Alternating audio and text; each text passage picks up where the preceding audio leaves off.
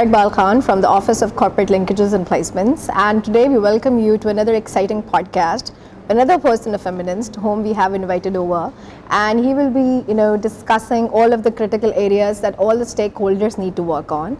And we talk a lot about industry-academia linkage, but what we understand is that both have an absolutely different focuses, and hardly a well-coordinated effort is being observed. So that's why we have brought industry and academia on the same platform, and we will be, discussing some, challenging points, that generally not talked about. And before, starting the session is that the person representing the industry will be just representing the industry. It's not that he will be representing a specific organization. And similarly, we from the side of academia, we will be representing academia instead of just one particular brand. So before getting into the conversation with him, I would like to tell you that today we have Honorable Mr. Musadaq Zulqarnain, who is basically the Chairman Interloop Limited and Chairman and CEO Interloop Holdings Private Limited. Mr. Musadaq is basically a professional turned entrepreneur. He has earned his BSc degree in mechanical engineering from the University of Engineering and Technology, Lahore in 1980, and served Sui Northern Gas Pipelines Limited before setting up Interloop Limited, a hosiery company. He also serves on the board of Karandaz, a not-for-profit organization promoting financial inclusion, sponsored by DFID UK Aid and Bill and Melinda Gates Foundation. He has the honor of serving on the Council of Business Leaders, advisory to the Prime Minister of Pakistan, as a member of the CPAC Business Council. Through his vision and commitment, he successfully led to become a world leader in hosiery manufacturing, backed by a strong purpose of creating positive change. His leadership played an important role in expanding the business into new categories, turning Interloop into the largest apparel goods company on the Pakistan Stock Exchange and the second largest textile exporter of Pakistan. The cornerstone of this journey to positive change has been continuous investment in the people, processes, and technology. Mr. Musadaq is a development enthusiast and a philanthropist, actively engaged in nurturing the youth of Pakistan by facilitating education, women empowerment, and sports.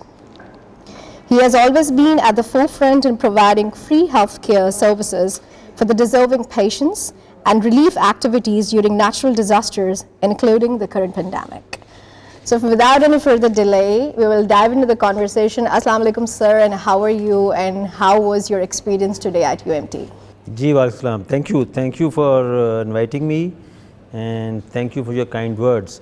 I am not sure whether I'll be able to answer your questions to your satisfaction. I am no expert, but I'll try to do my best. My experience here was wonderful. It's always very, heartening to interact with the youngsters, and I sincerely believe that this new generation of millennials and Generation Z we have here, they have a lot of potential. We just need to, nurture their talent and provide them opportunities, which unfortunately, I'll take the blame, our generation has not been able to do. So, I'm really grateful for inviting me. Thank you. So are you ready for the questions that we're gonna ask you today? I don't know whether I'm ready or not, but I'll try to answer whatever I can. Okay. So you talked about, Generation Z and millennials and, nurturing the talent and all that. But in your opinion and in your experience, what do you think that if you have to define a good marketable graduate, so what attributes or what skills or what things he or she needs to have to be called as a good marketable graduate? For any, there are two things. When somebody is going to work, or we assess somebody within the organization also, there are two parts. One is the will and other is the skill. So skill, you can upskill yourself. You can improve the skill. If the will is not there, so having the will is very important. So for the young graduates, it's important that they are trying to do something which they have a will for, or the best thing is if they have a passion for that. So that is very important, number one. So what we look for is that in the longer run, whether the person is willing to do more, to learn more. And the most important thing which we can do to help them, and they can in turn help the organization, is to impart skills and knowledge in them, and they can absorb it. That can only be done if you have the will. For example, I'll give you a very simple example. There is always, you see, there are barriers. Although in our organization, there could be very low-level barriers, but as we are talking about the industry, there is the senior lot would always think that somebody else is going to come and learn and take my place. Actually, it should be the other way around, that I can't be promoted unless I have prepared the next generation to take my place, and I should teach them. So there your will and your skill to get knowledge out of them, although it's their responsibility, but I think the youngsters have to see to be how pleasantly they can interact with not necessarily seniors, even people on the floor. They will probably, somebody working on the machines would know more than your supervisor. So how do you give respect to somebody who's elder than you and try to get more knowledge out of him or her? And that is the real value addition in you. So I think that is very important for the young graduates. So we look into how willing they are to learn and improve, number one.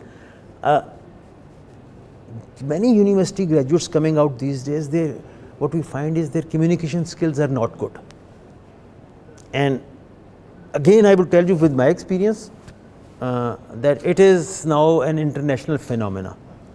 I was, I think, pre-COVID, I was in US. We have a company in North Carolina, and they had just inducted a few graduates, textile graduates, as internees from the NC State Textile College. And we just went out for dinner. The president of the company, she took me out for dinner, and we also invited them. And the girl who had just graduated, so I asked her, what are your views? What are your difficulties in life? What do you think? She said that my generation and my friends, the biggest problem we have is that we don't know how to communicate. We are always on social media. So to interact with people has become like you guys talk about things and all that. We don't know how to. So that is also, you see, so it's an international phenomenon. So to communicate, just as I also said in my talk, don't be afraid of, you see, your pronunciation. Don't be afraid of, you see, choosing a long tense or something. Try to communicate. Try your skills. Presentation skills are very poor here in Pakistan. We don't know how to put things on the slides. These are not things which probably universities, but these are very important. How can you communicate all you want to say in 3 slides? And that is readable, and the slide should speak itself. How to use graphs. So these are things which are maybe, I don't know, have nothing to do with directly academics, but I think this is very important for the kids to learn while they are studying. How to present prepare a good presentation, how to go and you see, find out more about the subject you are from the internet, from other things, and have a short review of it. How to prepare a brief summary of things which can really impress somebody you are trying to. So this is I think this is what our selection criteria also, you see, we run a 3-phase selection criteria for the fresh graduates. The first is the NTS testing. All over Pakistan, there are thousands of graduates who participate, and then we shortlist 1,000 out of. So this is a written test about various things.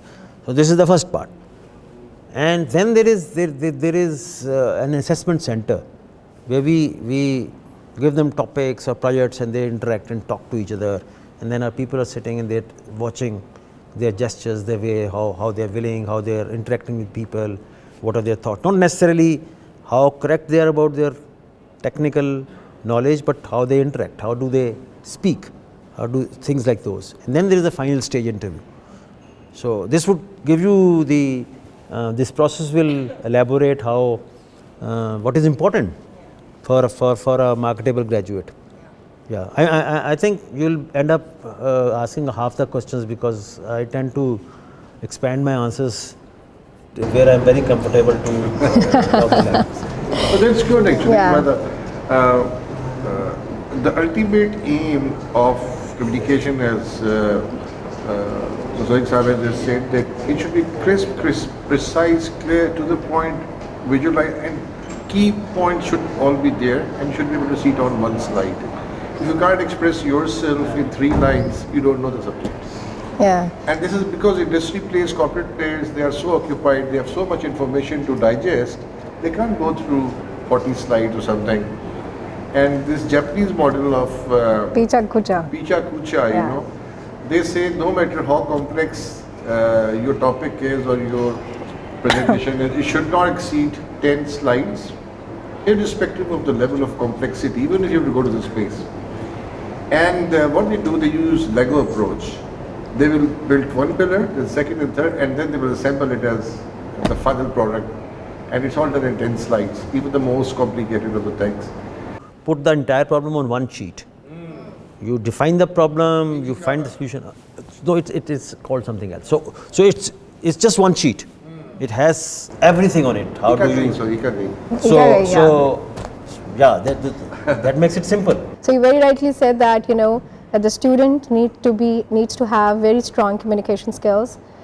He should have, you know, domain specific knowledge, and then he should have the nice, pleasing manner and personality, and he should have respect, you know, to interact with people, and then of course at the end of the day, he should have the ability to, you know, communicate in English language with confidence, no matter what the pronunciation is. He or she both, and then they have to work on, you know, improving and upskilling and reskilling themselves by investing in themselves. I think, like you've already very nicely listed on all the traits which are required to do that. I think if subject matter conceptual clarity is there and you know the subject, and if you are reading around that subject also, you have peripheral knowledge, you'll be a lot more comfortable, you'll be having points to talk about, you'll be having something to share.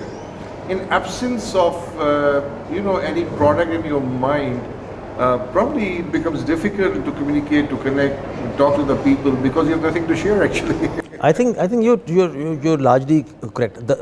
Now from this, another thought has crossed my mind, and this happens very often, that I am supposed to know something and I am not fully aware, and then I am afraid of asking.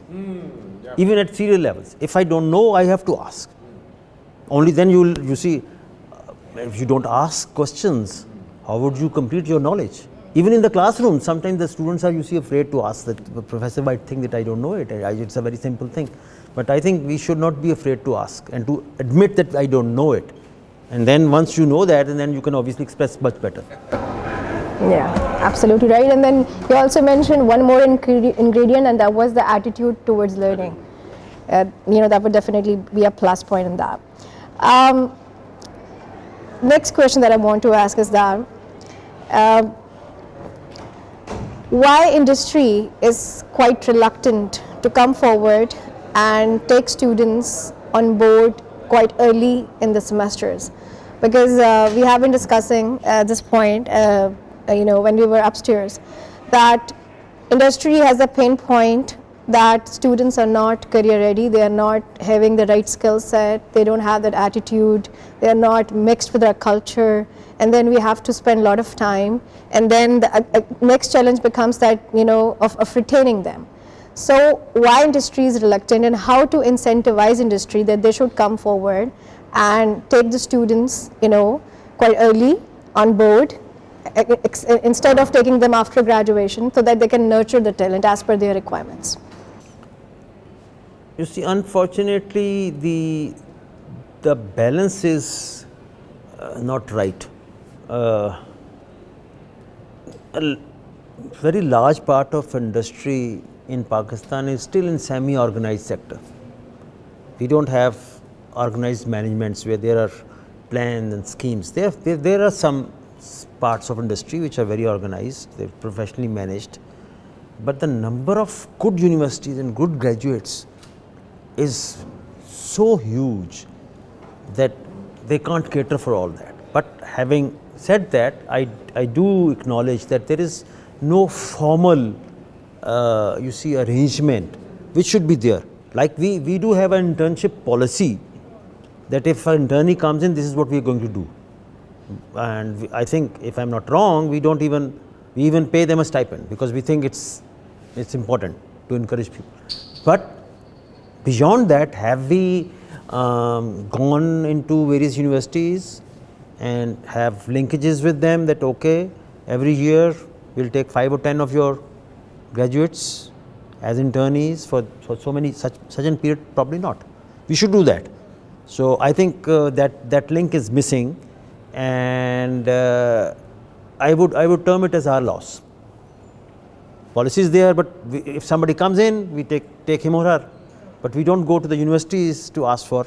Probably I think we are now trying to do with 1 or 2 other universities, but I think again, how many companies would be there who would be doing this? The organized sector in Pakistan, unfortunately, which has professional management, has not really developed to a level where we can absorb so many graduates coming out, and some of them are very brilliant.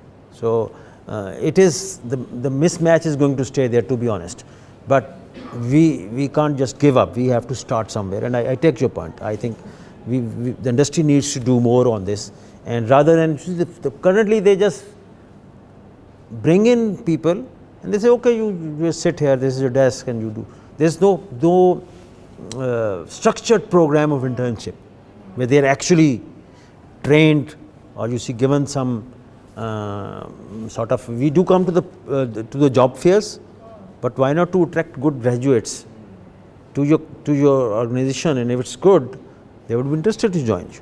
So I think that we need to do much more on that, on the industry side. I don't think I can blame it on you guys. It's our fault. Okay. So let's hope that it will always be an agenda point on the board table. Yeah. That has to be discussed, and then probably the awareness will spread out. Yeah. And if one company starts, I think a lot other will follow. Absolutely. Yeah. Absolutely. And what are your expectations from the academia side as industry? That's a very wide question. I don't know. To be honest, I think and again, we are not talking about one university or other. The general knowledge and general college, there is a skill based, in a particular discipline, there can be a knowledge. But I think the general knowledge of the graduates coming out, their upbringing, that is very poor, to be honest. Whether it has to do with the way we are teaching or with the way people are taking interest. But I think generally speaking, you find out of 100, you will find 5 or 6 or 7 girls or boys who will impress you. I'm not an expert, I don't know why, but that's what I would say. They might be very good in their particular discipline, let's say statistics or whatever, but their general overall, demeanor, the way they present themselves, the way they talk, the way they have the other, apart from their own discipline, the knowledge about. It's very important to have that, I think, like the liberal arts colleges in US does, that apart from your discipline, you should have a broad-based knowledge about things, and so that makes you a better person and a better professional also. So that is one thing which I'll point out. Is definitely. So the lifestyle development, your career plan should be part of your life plan. Yeah. And so that is where we talk about 360-degree transformation. Luckily, we have initiatives and programs in our library where we call it human library, where people like you will come and then they will talk about the thing, others are listening, they're contributing, and then they're sharing with the students. Because the reading habits have gone down because of social media. People are not in book reading habits in Pakistan. So we're trying to bring that back as a lifestyle habit, reading a book. For that, we are inviting people like yourself, and others who can come and give some talk. कोई किताब के ऊपर बात कर रहे हैं या उनकी अपनी ज़िंदगी भी एक पूरी किताब है, उसके ऊपर बात कर रहे हैं और लोग उस पर सवाल जवाब करेंगे, बातचीत होगी और इन डेप्थ चीज़ें हों और फिर लोगों को इंसाइट कर रहे हैं और एक्साइट कर रहे हैं कि भाई किताब पढ़नी शुरू कर लो. तो उससे प्रॉब्ली ये विड्थ ऑफ नॉलेज जो आप कह रहे हैं ना, डेफिशिएंसी है, that is because of the gadget we have in our hands. So that's a valid point. Yeah. Also, I think it is for the faculty also to encourage them. If I'm teaching a subject, I should also be talking about other things with my open up their mind, not just stick to what I am supposed to. Absolutely. Maybe the more interaction of the faculty with the students can probably encourage them to learn more things and the peripheral knowledge. Yeah. I think that's very important to make you a wholesome personality. You need to. Also, I think there is one thing which is missing, and that is probably at the school level, that the kids don't know what they want to do, what profession they want to, and why do they want to. And there is no information available. Is it? There has to be an economic reason, definitely, but even for that you don't have enough information available. How many business graduates do you really need? How many industrial engineers you need in the coming years? And it's mostly a rat race, and the kids are just trying to, and we don't try to. Aptitude testing, and the kids don't know what is their passion. I remember when my son went to a liberal arts college in US, so they have that ceremony in the church, and I went with him on the first day, and mostly the parents and grandparents were with the kids. So the president of the college, he about from other things, he said that to the parents and the grandparents, we thank you for raising your kids to a level where they could get admission here, and your kids must be grateful to you. And then he addressed the kids that you should be grateful to your parents, your grandparents. They have done a wonderful job. From now onwards, stop listening to your parents. Okay. Study what you want to study. And even if you want to create a special major which we don't offer, you come to me, I'll create that major for you. And I can tell you, you can study arts and still become a doctor.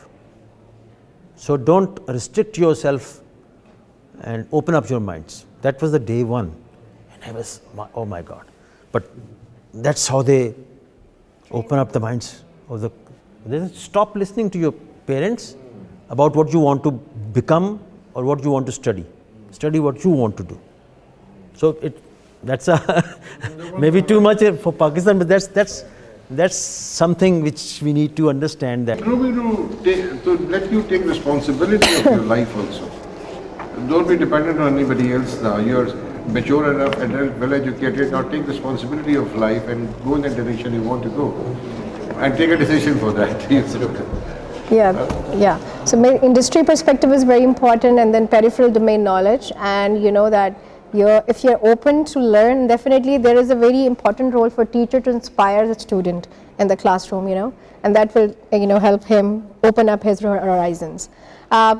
One more thing related to industry-academia linkage, that you talked about the US, and when we see internationally, industry put in a lot of endowment funds in the universities, for creating research of consequence which can have some implications for the industry, which can be applied somewhere. So in Pakistan, generally this trend is somehow, it's not that rigorous or is not that extensive. So what do you think, what are the factors and how industry can be motivated to put in endowment funds for research in the universities? Do you want me to be very candid in my answer? Yeah. It's a candid talk. Again, you see, most of the businesses in Pakistan, and I'm not,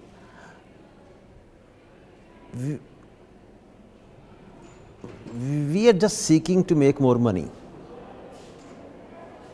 And some some part of the businesses, not all, could be partly termed as rent seekers. And when that happens, you are not really interested in, you see, growing your business or modernizing it. You are more interested in making more money. And then you take the easy path, not knowing that investing in technology, investing in the future, creating the linkages can also be a way to you see, make the company or the organization more sustainable. So it might make lesser profits in the initial years, but if you calculate the NPV of that company which lasts for 100 years over a company which lasts for 10 years, there will be a lot of difference. So as a nation, we are very short-sighted. We just want to make a quick buck, and because we don't believe in tomorrow. We don't know what's going to happen tomorrow. So this, when we generalize this, I think this also reflects in that and having said that, then there is part of the industry which, for their own benefit and for the concept of being socially responsible, they have created endowments. There are examples in Pakistan who have given a lot of without expecting anything back. So we can't say that everybody is like that. We have some very, very good examples, and we need to probably have more people like that. And the industry also, you see, our industry. Look at our industry. What industry do we have? What innovation we have done? We just assemble things here. We don't have any technology industry here, or we just print clothes and sell clothes. And fortunately we have big clientele who like to wear a new dress every third day. So how much innovation can be there? So we have not, we import everything. So if you look at the overall composition of the industry, we have not really, we don't want to do the, and again, if at all there is something here, we have made so much of protectionist policies that there is, if you are protected too much, initially it's okay, but then you don't invest in efficiencies. And if you don't want to become efficient, why would you create those linkages? And so I think it's a little bit of everything which has gone wrong here. I don't know whether I satisfy. Absolutely. I think you're on dot. Actually, I think in Pakistan, our growth model is import-led growth model, which has really created crisis for us in terms of the currency rates, and which has other implications also. दूसरा ये है कि, as you rightly said, it's easier to import, assemble and sell rather than to put an effort and energy in R&D and research. So it's over the counter, buy and consume. Yeah. Achha, since you raised that, I think my personal view, which is I would say a bit of, it is a radical view, but I think if you look at the nations of the world, you can't have innovation and you see a thought process which creates new processes or new inventions in isolation. A country where there is lot of restrictions on a decent discourse, where there are so many sacred cows, you restrict your youngsters in their thought process. Sometimes religion comes in, sometimes security comes in, politics comes in, maybe our regional restrictions come in. We don't allow people to gather and discuss things. Universities have to cancel their talks from people who might have some different divergent views. When our media is not really free, to be honest, when there are restrictions on the thought process, when you are having a FAS conference and people are not allowed to participate because they might say something which in the eyes of the state is anti-state. So how can you have an open thought process about everything? You can't isolate the thought. What I've been talking about, open up your minds. And only then, you can't just open up this part and you see close this part. I don't know whether I'm making sense or not, but this. So you Give us a why healthy environment, openness, fresh oxygen. I'm no fan of USA, but why did they create so many brands and so many inventions over there? It was because of the open thought process. Open as a society. Yeah, open as a society. So you have to, you see, so it can't come in isolation. You have to be patient and let others speak, even on religion, on anything. Tolerance for everything. You have to have tolerance, and let the only then you can start thinking about various things, and that includes technology side or whatever. You very rightly said, and when we even look at the researches and indications provided by the giant research groups, that the reason of the success behind the countries who have actually moved from factor-driven to innovation-driven idea economies, the key factor is of open innovation. So and now organizations are actually moving towards competition instead of from competition. Correct. Yeah. So yeah, you very rightly said that. And now talking about the Interloop, which is basically the thing which attracts like a magnet to the people. What is the winning formula or this the winning mantra behind the success of Interloop? You see, there is I can't really pinpoint one or two things. I think it is believing in something, staying steadfast, being patient, and do the right thing all the way along. First of all, being ethical, and wait for success to start showing.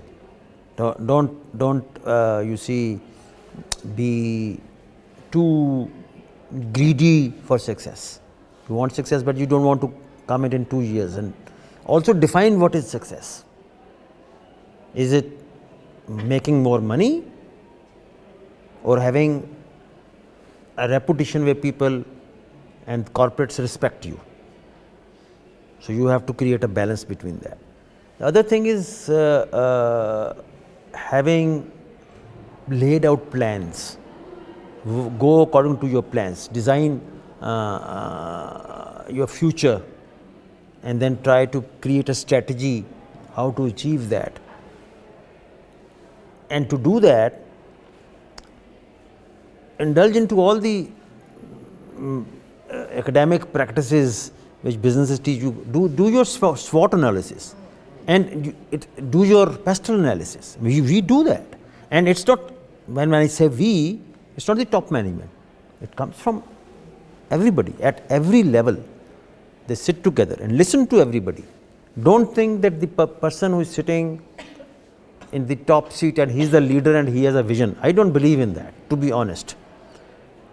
We have to have a collective ownership of ideas and collective vision.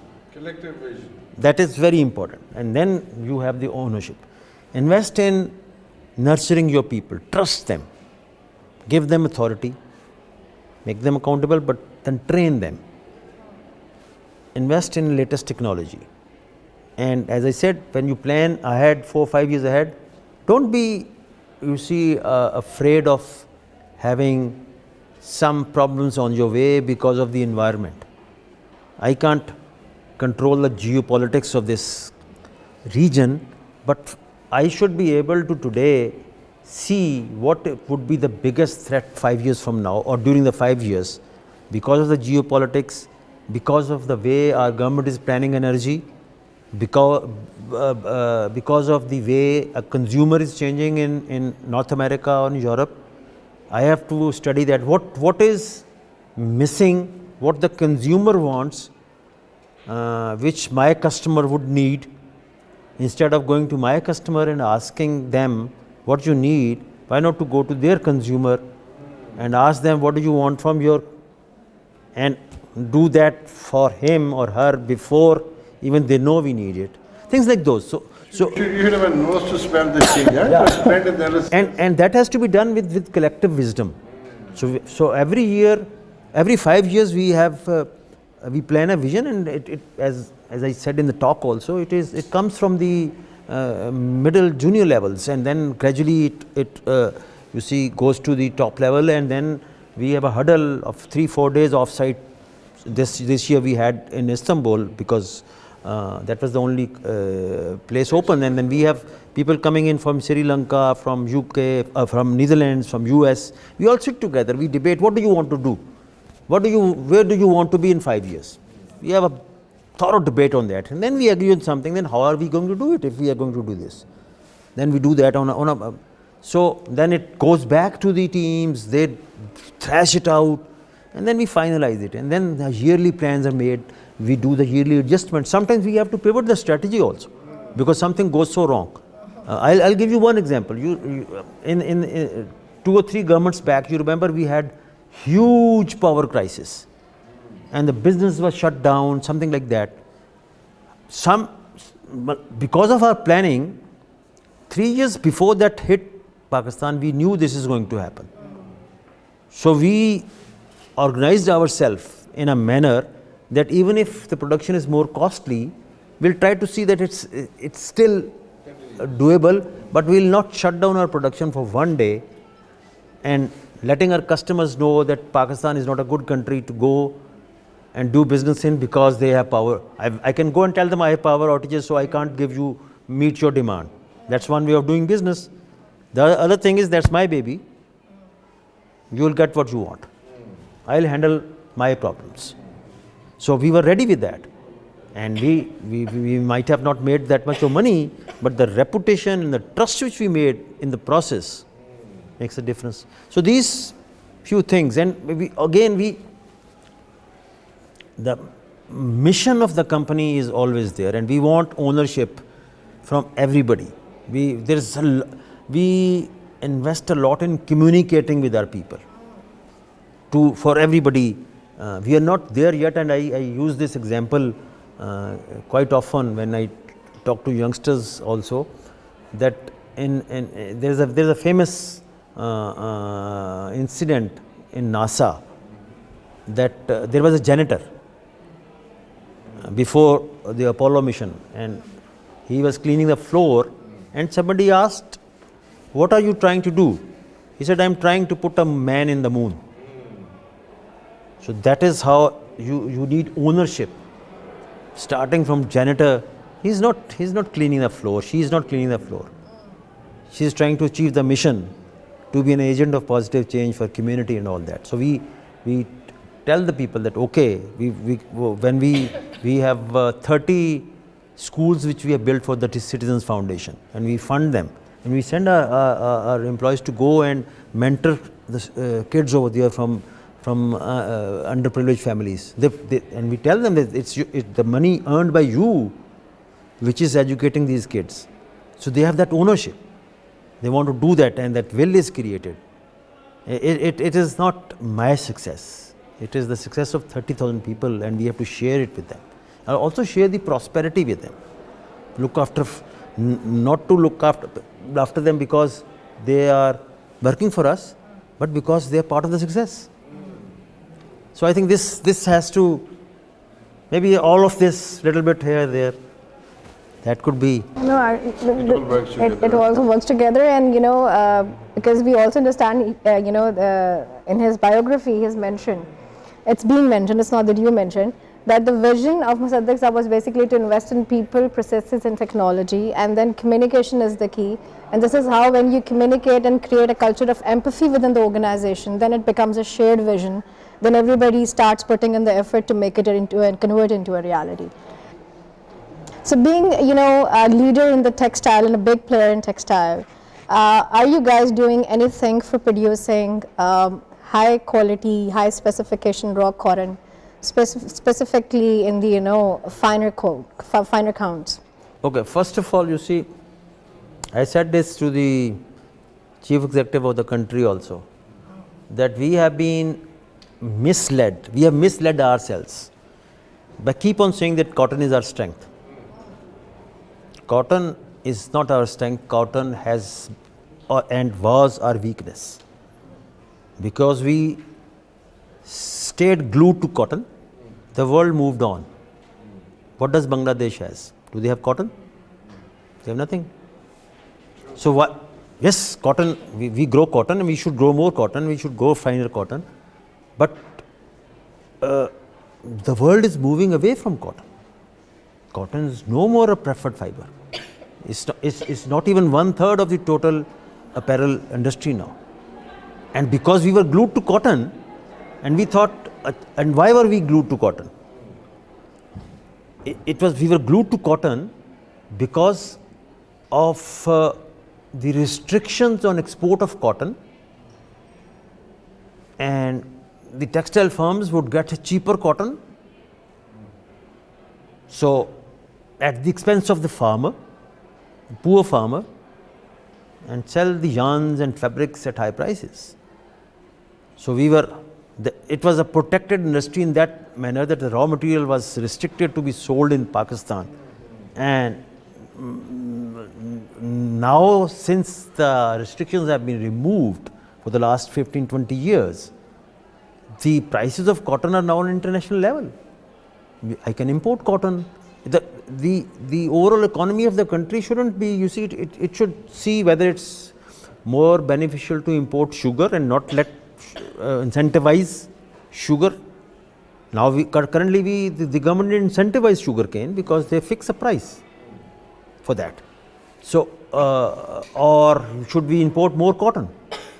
But as I said, the world has moved on to man-made fibers. With the passage of time, the man-made fibers have become friendly. Although there's move towards sustainability, and for that they're using recycled man-made fibers. So it's going there. Because formal dressing has, you see, reduced.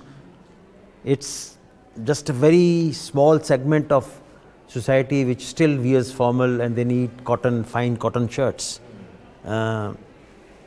Apart from a very limited part of the financial industry and some maybe legal firms, people are not wearing formal dresses anymore. Active wear has become even the office dress. Casual wear has become the office dress. And most of it is not cotton. Thanks to the trend of denim, the denim is still cotton. So I think to answer your question, yes, we are trying to not for the finer counts. We are cooperating, and we have signed an MOU, and we are investing with an international organization which is called Organic Cotton Accelerator. Yes, organic cotton, because Pakistan doesn't have organic cotton, and we are going to have encourage and have direct linkages with 3,000 farms in Punjab, where there is low yields, help them improve their yields. Now you see, to develop organic, you need certifications. Now to develop an organic cotton which is certified, it takes 3 to 4 years, because you have to, the soil which has already been fertilized with artificial fertilizers, it has to, you see, fade out. And during that period, the farmers need support because their yields are not there. So that's what we are going to do. We can encourage them, and also to have the traceability. Internationally, big brands are now more concerned, where has your cotton come from? So we have developed our own technology which is called loop trace, which would actually tell you which field this cotton was grown in, and how it went, and which ginning factory it went, and which our own spinning mill which was used, and how. So you can trace actually from the origin. It's tracking the supply chain like in So, pharmaceuticals. yeah, because now that's where the world is heading. The millennials and Zs, they want to know where my shirt has come from, and people have been, you see, because there is politics also. It shouldn't be from Tajikistan or Uzbekistan, or it should not be from China, and where it has come from. But that is the now demand of the big retailers, that our raw materials should be traceable.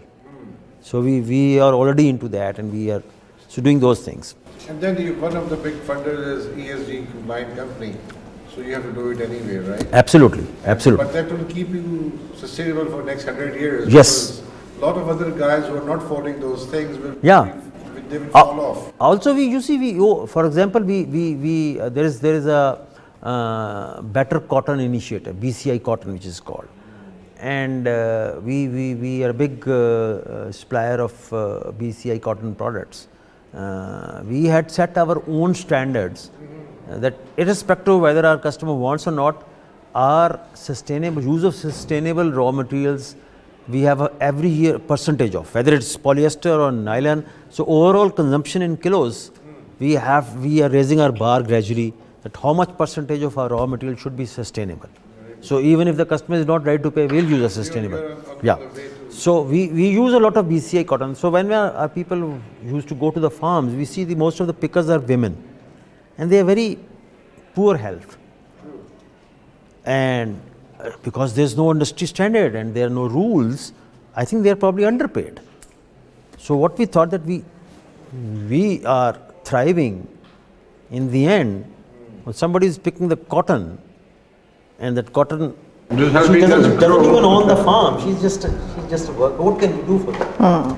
So this is a voluntary thing. What I'm trying to do. So we have started with an NGO, mobile health clinics and things like those, because those women, they need to be. Some of them are pregnant. They're malnourished. So our doctors in ambulance in mobile clinics, they go to those farms, they test them, help them with the medicines. So that's our responsibility, because all they are not our employees. Nothing unethical is being done with them. That's the norm there. There is no law breakage, but still they are contributing towards what we are doing. And whether we accept or not, they are part of the value chain. They are part of the value chain. Yeah, and we have to make sure that they are well taken care of. They are well taken of. Very good. Sir जो challenge है पाकिस्तान की, जो cotton थी, चाहे हमारी MNH हो या दूसरी हो, it's good for raw coats, 6 single, 7 single, good for denim for example, but for higher counts we still have not been able to produce quality of cotton जिससे हम 90 single, 100 single पे जाएं. उसके we are dependent upon Pima and other long staple cotton here in its बाकी जो specs criteria है. And cotton was our cash crop actually. हमारी cotton की प्रोडक्शन को हम एस्टिमेट करते थे, इतने बेल आ रही है उसके अगेंस्ट हम पैसे छाप दिया करते थे, because it's gonna get exported and then तो what factors have really blocked us from coming और investing money in research and other things to come out with the cotton which we are importing. और अभी जो दूसरा एक phenomena हुआ है, बहुत सारे जो इम्पोर्टर्स हैं वो कहते हैं you have to use this cotton to produce our products. तो यहाँ पे सिर्फ conversion हो रहा है from cotton to yarn, and yarn is going out और fabric होके जा रहा है. तो इस पे I need your overall perspective of textile industry in Pakistan today and how it's going to shape up and emerge. जैसे आपने भी कहा है कि cotton consumption is going to go down, the synthetic man-made fiber is coming up. तो I need your full perspective on this thing, and probably उसके बाद Sarah has one more question and we can close. Okay, अच्छा. Again इसमें मेरे जैसे आपने कहा, we should have a very open mind. We don't need to have everything. मैंने थोड़ी देर पहले कहा कि बांग्लादेश में क्या होता है, श्रीलंका में कितनी कॉटन होती है, कंबोडिया में कितनी कॉटन होती है, वियतनाम में कितनी कॉटन होती है. तो हमारे यहाँ ये जो एक कॉन्सेप्ट बन गया ना कि इम्पोर्ट बुरी है, as long as you can add value to it and send it back, it's good. The problem is कि हम अपनी local consumption के लिए तो import है, export के लिए import नहीं. अब cotton की तरफ आ जाए, अगर हमें कहाँ invest करना चाहिए जहाँ पे हमारे farmer को फ़ायदा हो, हमारे मुल्क को फ़ायदा हो. अगर हम research करके finer counts के लिए long staple cotton बना भी लेंगे तो क्या करेंगे? कितनी consumption world में fine cotton की रह गई है? Why do you need 100 singles for very fine shirts or things like those? consumption ही कोई नहीं है. तो इतनी काम करके अगर आप 1-2% 3% اور ایکسپورٹ بڑھا لیں گے تو کیا کریں گے؟ آپ اگر بنانا ہے امپورٹ کر لیں, ایڈ ویلیو ٹو اٹ. جتنی آپ ویلیو ایڈ کریں گے وہ تو اتنے ڈالر بڑھ جائیں گے نا. اگر آپ $2 میں 1 پاؤنڈ امپورٹ کرتے ہیں اور $8 میں ایکسپورٹ کر دیتے ہیں اور اس میں کچھ انرجی وغیرہ ڈال کے, still you added $3 in Pakistan, that's an value addition which will come back in dollars. So I don't, اس بارے میں بالکل پریشان نہیں ہوں کہ جی ہمیں فائنل کاٹن باچ بنانا پڑتی. As long as the supply chain is there we can import it, no problem with that. Coming to cotton میں جو ریسرچ نہیں ہوئی, اور اگین ہمارا ایک زمانہ تھا کہ جو لالپور کی ایگریکلچر کالج تھا, یونیورسٹی تھی, وہ دنیا میں مانی جاتی تھی, وہ ایسا ایسا ڈی گریڈیشن ہوئی ہے اور ہم نے انویسٹ نہیں کیا ٹو ریسرچ. نیاب میں بڑی ریسرچ ہوتی تھی, تو ہماری کاٹن ورائٹیز, سوائل بھی جو ہے اس میں پرابلم آ گیا ہے, ہمیں پانی کا پرابلم آ گیا ہے, زمیندار کو پیسٹیسائڈ صحیح ملتا ہے نہیں ملتا, فور کاسٹ صحیح آتی ہے کہ نہیں آتی, کیا موسم کی کیا فور کاسٹ ہے, کب لگانی ہے, کیسے لگانی ہے. تو وہ اس کی وجہ سے آہستہ آہستہ ہماری ییلڈز کم ہو گئی ہیں. مگر on the other hand because of semi free market economy اور انٹرونشن آف دا گورنمنٹ کچھ مسئلے ہوئے ہیں. ایک مسئلہ تو یہ ہوا ہے جو کہ فری مارکیٹ اکانومی کی وجہ سے ہوا ہے کہ ہمارے ہاں corn has started replacing cotton. It has, دیکھیں نا, زمیندار تو جو اس کو زیادہ پیسہ ملے گا وہ وہی لگائے گا نا. کاٹن میں رسک بہت زیادہ ہے because of the pesticide attacks, because of the weather. Corn میں رسک کم ہے اور کارن کی کنزمپشن بہت بڑھ رہی ہے بیکاز ہمارے ہاں جو کارپوریٹ ڈیری فارمز بہت آ رہے ہیں, they need a lot of کارن, اور چیزوں میں کارن کی کنزمپشن آ رہی ہے. اور اس وقت ساری دنیا میں جو کارن کی پروڈکشن ہے, I'm sure you know, وہ کیٹل کے لیے ہے. آپ تو وہ جتنی ہماری کنزمپشن بڑھے گی, آپ کو دودھ زیادہ چاہیے, میٹ چاہیے. تو چائنا نے تو کارن کا تو پولیٹیکل ٹول بھی یوز کیا کہ بیٹ امریکہ میں پروڈیوس ہوتا ہے, will buy it, will not produce corn, will buy from America. بالکل, تو اس سے امریکہ میں خوشی دوڑ گئی ہے فروم چائنا. تو اس سے ہماری یہ جو کینیبلائزیشن ہوئی of the land from cotton to corn, یہ ہو گیا. اب جو گورنمنٹ انٹرونشن ہے کہ ہم نے شوگر کین کی پرائس ہم فکس کر دیتے ہیں, پرائس سپورٹ پہ کیا کرتے ہیں. اچھا, وہ اس کی وجہ سے اگر وہ پرائس سپورٹ میکنزم ہے تو آلدو کچھ ایشوز تو ہیں, مگر بے شمار آپ کا cotton growing area sugar cane کی طرف چلا گیا. Sugar has become a protected industry. جب وہ ہیوی آن واٹر, ہاں اٹس ہیوی آن واٹر. اور میں یہ نہیں کہہ رہا ہوں کہ مجھے صحیح نالج ہے, وی کین ہیو, اس کے اوپر ایک اوپن ڈبیٹ ہونی چاہیے. پھر وہ شوگر جب ایکسیس ہو جاتی ہے تو ہماری وہ دنیا کی پرائس سے زیادہ پہ پھر ہم سبسڈی دیتے ہیں اس کو ایکسپورٹ کرنے کے لیے. تو یہ جو اس کی وجہ سے انٹرونشن کی وجہ سے ڈسٹارشن آ گئی ہے مارکیٹ میں. I'm not in favour of farmer to decide what they want to grow, but پھر ڈسٹارشن نہ کرے نا. اگر آپ نے اب کبھی اپنے ویٹ میں سپورٹ پرائس دے دی, کبھی آپ نے وہ کر دی, تو آپ پھر تو ڈسٹارشن ہو جائے گی. تو ہاں جی, وی ڈونٹ ہیو ایگریکلچر, ہم نے فارمر بیچارے کو کہاں, آپ دیکھیں اتنی مائگریشن. اس میں ایک اور مسئلہ بھی ہوا ہے جس کا ہم نے حل نہیں ڈھونڈ سکے. ہم ریلیجن میں بھی ہم جو ہے نا وہ تقلید کے قائل ہیں اجتہاد کی بجائے. آپ کی چند ایک ڈسٹرکٹس کو چھوڑ کے جو ہماری لینڈ ہولڈنگز تھیں, بڑے سے بڑا لینڈ ہولڈر کے پاس 4 اسکیئرز آف لینڈ تھے, 100 ایکڑ ہوگا, بہت بڑا لینڈ. وہ یہ لالپور ساہیوال میں جس کے پاس 100 ایکڑ تھے نا, وہ بہت بڑا لینڈ لارڈ تھا. ناٹ لائک ملتان جہاں پہ 200 اسکیئرز آف لینڈ تھے. اب وہ ماشاءاللہ ہر کسی کے 4 بیٹے, 2 بیٹیاں, اور پھر تیسری جنریشن, چوتھی جنریشن, اب وہ رہ گئے 2 ایکڑ 1 ایکڑ, وہ جو ڈویژن کی وجہ سے. اور وہ اب یونٹ ایسا نہیں رہ گیا کہ وہ کلٹیویبل ہو جائے. اور پاپولیشن گروتھ کی وجہ سے اب وہ گاؤں میں بھی جگہ جو ہے ساری, اگر آپ جائیں جو شہروں کے ارد گرد گاؤں ہیں, وہ چھوٹی چھوٹی ٹیڑھی میڑھی کالونیز کٹ کے بیچ رہے ہیں, کیونکہ وہ ان کے بچے تو اب بیچارے وہ اس کو کر نہیں سکتے. ہم نے کوئی کوآپریٹو فارمنگ کی طرف کوئی ایسا نہیں کیا. تو بہت ساری فارم لینڈ جہاں پہ کاٹن ہوتی تھی وہ اس سے بھی کنورٹ ہونا شروع ہو گئی ہے کہ آپ اس کو نہیں, وہ 2 ایکڑ کو کیسے آپ کاشت کریں. صحیح بات ہے. And you cannot have mechanized farms also because وہ of بھی نہیں the ہو small land سکتے. size. تو یہ چیزیں بھی ہوئی ہیں over the period of time جس نے ہمارا کلٹیویبل ایریا جو ہے نیچے کر دیا ہے. پانی ہمارا جو ہے وہ ویسٹ ہو رہا ہے, آدھا پانی ہم نے انڈیا کو بیچ دیا ہے, سب سوائل واٹر ختم ہو گیا ہے. تو یہ ساری چیزیں ہیں اس کی وجہ سے کاٹن. ہاں تو so but on the other side جو آپ نے آخری پارٹ کہا, I think we should be open to we should end protectionism in other than cotton fibers in Pakistan, کیونکہ اس کی وجہ سے کیونکہ پروٹیکٹیڈ انڈسٹری ہے پولیسٹر وغیرہ میں, تو اس کی وجہ سے پرائسز جو ہیں ڈسٹارٹیڈ ہیں.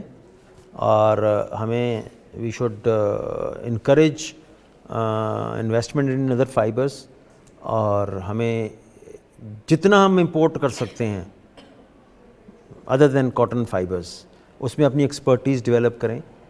اور that those are the area we can invite joint ventures from China and others who are more. اور ہم وی شوڈنٹ بی, ہماری fixation on cotton should end, we should love cotton and do it. جیسے آپ نے کہا denim, ٹاولز, socks, اس میں ہماری cotton is the best, so we should continue doing that. We should import cotton from, مگر at the same time ہمیں دیکھیں نا اس میں بہت ساری جیو پولیٹیکل فیکٹر جو ہے نا, ہم جذباتی قوم ہیں اور ہم اپنا نقصان کرتے ہیں جذبات میں, اور جو مسئلہ ہے وہ بھی حل نہیں ہوتا. ہماری مارکیٹ, میں اکثر یہ بات کرتا ہوں, ہماری آپ when you talk we say our leadership says that we have a very strategic location because of close proximity to Russia and China, and so everybody is interested, and India, and we. Nobody says, and I could be slightly wrong, but I think I'm not wrong. We are a very very important country. کیوں؟ ہمارے پاکستان کے border پہ جتنی population ہے دنیا میں کسی country نہیں ہے. Count India, China, Afghanistan and Iran. It's about 3 billion people on our borders. If you have a market of 3 billion people, جن میں سے 600 to 700 million people speak the same language as you, so why are you not? You should be the most, you see, progressed country. آپ کو اور کیا چاہیے؟ Such a big market available. Yes. So ہم نے وہ جو اپنا مائنڈ سیٹ بند کر دیا نا, اور اب ہمیں سمجھ آ رہی کہ نہیں, economics is the real power. But it's too late بابا, you have to open up, you have to. اور unfortunately for us in Pakistan, پہلے ہم بہت زیادہ ریجڈ تھے, اب وہ ہمارے دوست جو ہیں وہ ہمارے سے زیادہ ریجڈ ہو گئے. اینڈ آئی تھنک یہ جو جیو پالیٹکس ہے نا, اس کی وجہ سے بھی ہمارے یہ سارا کام, ورنہ کاٹن اور یہ چیزیں, اب بہت سارے پلانٹس کے ایک اکنامیکل سائز ہوتا ہے. So if we can have a let's say nylon اور polyester plant which can serve some parts of India and Pakistan also, it will be much more viable. اور جو انڈیا سے ادھر آ سکتا, تو ہمیں تو, میں ویسے کہہ رہا ہوں, ہمارا کانسیپٹ ہونا چاہیے کہ ہمیں ویلیو ایڈ کرنا ہے اور باہر بھیجنا ہے. Import is not bad, import is good as long as you add value and send it back. جو آپ کا جو ویتنام کی اگر فگرز آپ لیں, ان کی امپورٹس اور ایکسپورٹس جو ہیں جی ڈی پی کی ریشو میں صرف 4-5% کا فرق ہے. وہ 100 پتہ نہیں کتنا پرسنٹ ایگزیکٹ مجھے فگر 101 اور 102% of their G D P import کرتے ہیں اور 106% ایکسپورٹ کر دیتے ہیں. سو وہ 5% کی جو ویلیو ایڈیشن ہے وہ اتنی ہیوج ہے. ہم نے یہ بڑا جی ہم امپورٹ نیچے کرنی, امپورٹ نیچے کریں, ضرور امپورٹ نیچے اور امپورٹ سبسٹیوشن کریں, مگر ویسی امپورٹ جس کو ہم ری ایکسپورٹ کر سکتے ہیں ویلیو ایڈ کر کے, that should be encouraged. '90s میں ویتنام میں شلافوس آٹو کور کی اوپن اینڈ یارن میکنگ کی 100 mills were sent to Vietnam because again جیسے آپ نے کہا نا political environment, you know what I'm saying, right? And وہاں سے میں سپورٹ کرنا شروع کیا, لائن مشینری گئی ہے, ہوتے ہوتے اب naan cotton growing area becomes one of the biggest textile exporter, cotton textile exporter. ایسا یہ ویلیو ایڈیشن کی ہے. So I think it was great talking to you. I would love to continue talking to you because there's so many other subjects I want to explore. Luckily, I have spent my 30 years in different industries, Pakistan mein, bahar, and I always keep on looking for people like you جن کے ساتھ میں باتیں کر سکوں, جو میں policy level کے اوپر ایک زمانے میں لکھ کے دیتا رہوں. اینڈ تو میرا پاس پرسنل پیشن ہے, میں رات تک بیٹھا رہوں آپ کے ساتھ. Probably we have limitations of, you know, camera time and other things.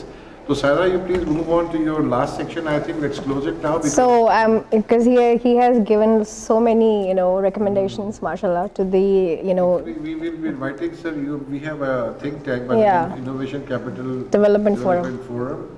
Mostly we like to invite you, and we'll talk about textile policies and what's the way forward on that. Right. So, sir, you have advised government, you have advised academia, you have advised students, you have advised faculty. What is your advice for me? Here comes the real. That is the toughest question. Because I don't know much, I would say just follow your passion. Be passionate about something and do that. And जो students को advice है वो किसी के लिए भी advice है. Build relationships and don't just base your happiness based on your success in your earnings or your positions or promotions. That is important, but there should be other part of your life which makes you happy, giving back, taking care of your parents, your siblings, your neighbors, having friendships at this stage, which when inshallah you will have kids and grandkids, and they'll, because when my kids were growing up, I told my wife, never base your life, future life on your kids. Encourage them to have their own life. We have to build our own life. और आखिरी साल जो है ना हमें अपने तौर पे गुजारने. So let them fly if they want to fly. Don't. So build those friendships and relationships today.